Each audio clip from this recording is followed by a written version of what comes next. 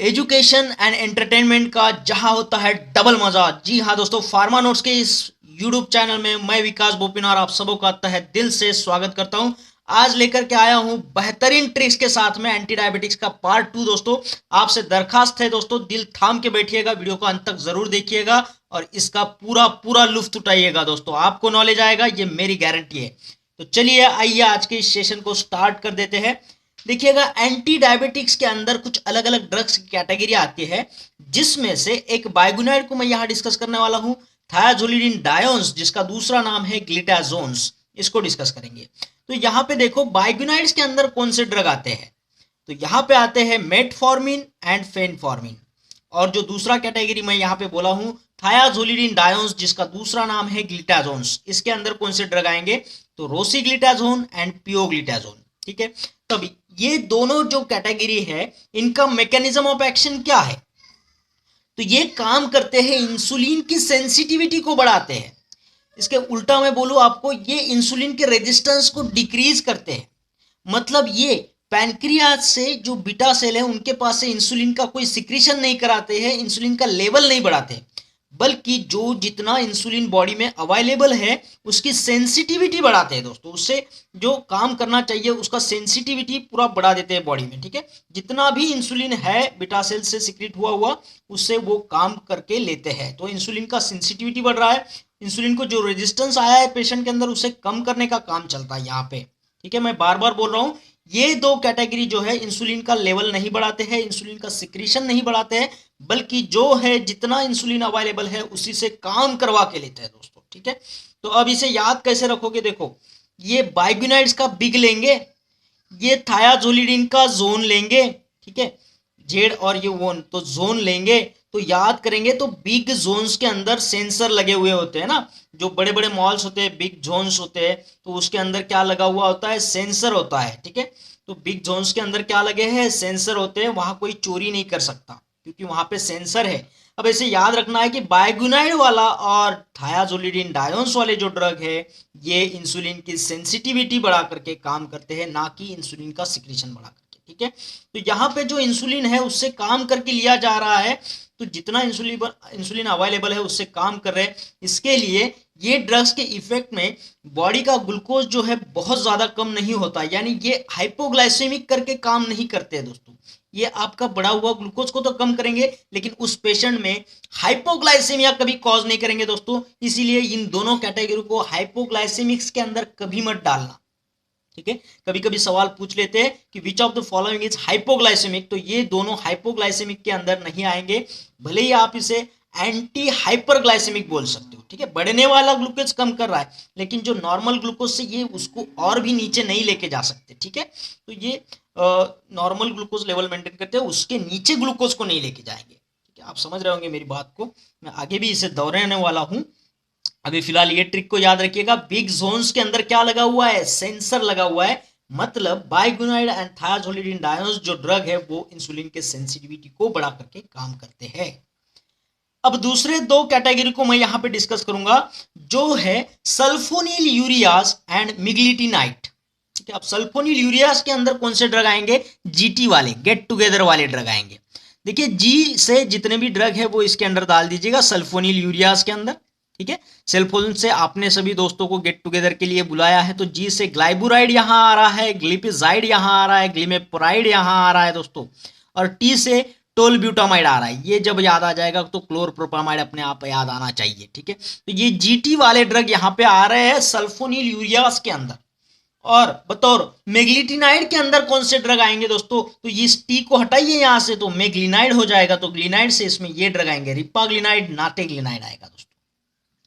अब ये दो कैटेगरी वाले ड्रग ऐसे हैं कि इनका मैकेनिज्म ऑफ एक्शन क्या है, तो ये इनका मैकेनिज्म ऑफ एक्शन है कि ये जो बीटा सेल है पैनक्रियाज के अंदर उससे इंसुलिन का जो सिक्रीशन है वो बढ़ाते हैं। ठीक है, बीटा सेल को यहाँ पे प्रमोट किया जाता है ताकि वो इंसुलिन का लेवल और बढ़ाए बॉडी में। इंसुलिन का लेवल जब बढ़ता है तो ग्लूकोज का लेवल कम हो जाता है दोस्तों। अब यहाँ पे ये बीटा सेल को प्रमोट कर रहे हैं पैनक्रियाज के अंदर, तो इंसुलिन बॉडी में बहुत ज्यादा सिक्रीट हो रहा है, तो बहुत ज्यादा इंसुलिन सिक्रीट होगा तो बहुत ज्यादा ग्लूकोज कम होगा, तो यहाँ पे हाइपोग्लाइसेमिक इफेक्ट होने के चांसेस बहुत है।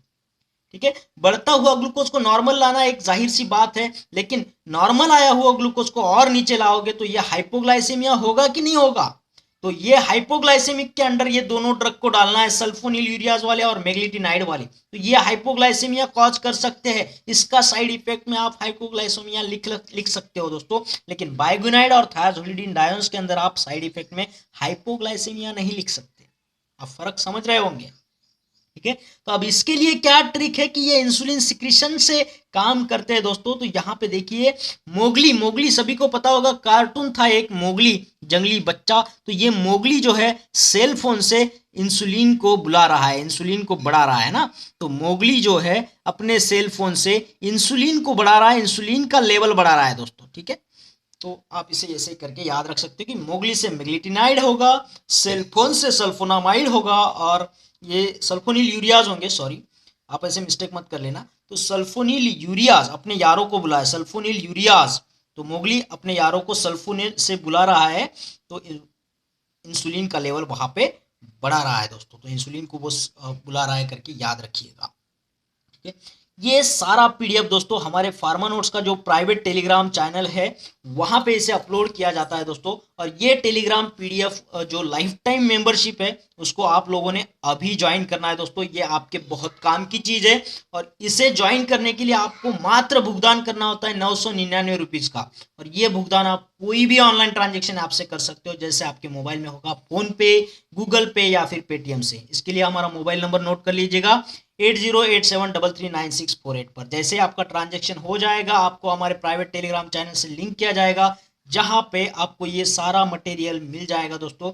आप इसे सॉफ्ट कॉपी में भी पढ़ सकते हो, आप इसे हार्ड कॉपी बना करके भी पढ़ सकते हो दोस्तों। जो भी ज़रूरतमंद लोग हैं उनके साथ में इसे ज़रूर शेयर करिएगा, ताकि उनको पढ़ाई में काफ़ी हद तक मदद मिले, और जो भी उनका लाइफ में टारगेट है, गोल है, वो उसे अचीव कर पाए इजीली, ठीक है। तो चलिए अगले पॉइंट की तरफ बढ़ते हैं। देखिए यहाँ पे बाइग्युनाइड वाले जो ड्रग है, metformin, phenformin and alpha glucosidase inhibitor वाले जो ड्रग है, अकारबोज, मिग्लिटॉल जैसे, तो ये जो ड्रग है इनका साइड इफेक्ट है दोस्तों जीआई डिस्टर्बेंसेस, गैस्ट्रोइंटेस्टाइनल डिस्टर्बेंसेस, फ्लैक्चुलेंस होगा, डायरिया हो सकता है, ठीक है। तो ऐसे केस में आप लोगों ने, अगर किसी पेशेंट को डायबिटीज है और उसे जीआई डिस्टर्बेंस ऑलरेडी है, तो ऐसे केस में आपने ये ड्रग नहीं देने चाहिए उसको, बाइग्युनाइड एंड अल्फा ग्लूकोसिडेज इनिबिटर वाले, ठीक है। आप दूसरे ड्रग प्रीफर कर सकते हो।